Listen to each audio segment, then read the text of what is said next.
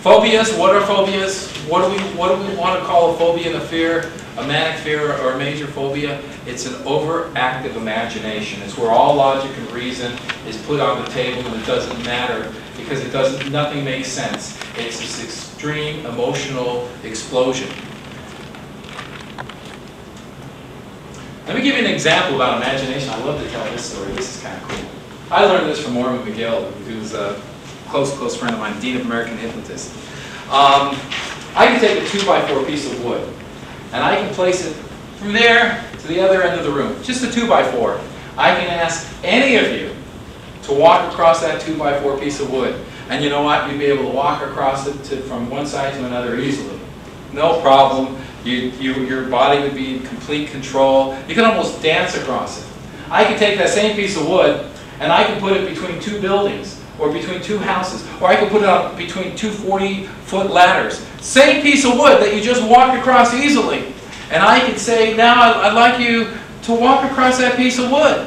What's going to happen? You're going to look at it. The imagination is going to bring up the emotion of falling. I can't do it. I'm going to fall. All of a sudden, you'll feel the adrenaline pumping in your body. Your heart will start beating fast. You'll start shaking. You'll start losing your balance. Because your imagination, it will convince you that if I step 1 foot on that piece of wood, I'm going to fall into the abyss. I'm going to disappear. But yet when it was on the ground, I was able to walk across it perfectly. When your imagination is in direct conflict with your logic and reason, the imagination prevails. Isn't that interesting though? Think about that. How come I do it here but I can't do it there? Because the imagination creates the idea of falling. That's a primitive. Well, it could go into the primitive area, actually. Actually, it could go into the paralimbic region. Okay, I want to talk about the hypothalamus a little bit. Because the hypothalamus controls our nerves, our muscles, our circulatory system, our immune finding system. And it's a small organ within the inner part of the brain. So I want, when you talk to clients or even talk to medical doctors, I want them to know that you know what you're talking about. I want you to know more than they know, so that they'll finally believe this science of hypnotism is real. It was real by all the doctors in the 1700s and 1800s, only because Sigmund Freud was a lousy hypnotist. There's a reason hypnosis was denounced for his psychotherapy procedures.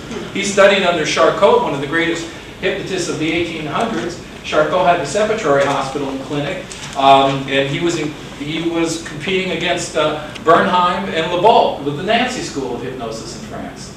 Two different methods. Mesmer used to believe that we transmitted kind of a magnetic field out through our body onto the clients, kind of like magnets. Back in the early part of medical history, a lot of medical practitioners used to use magnets as healing processes. We find that even in our current age, magnets can be a pretty big sensation.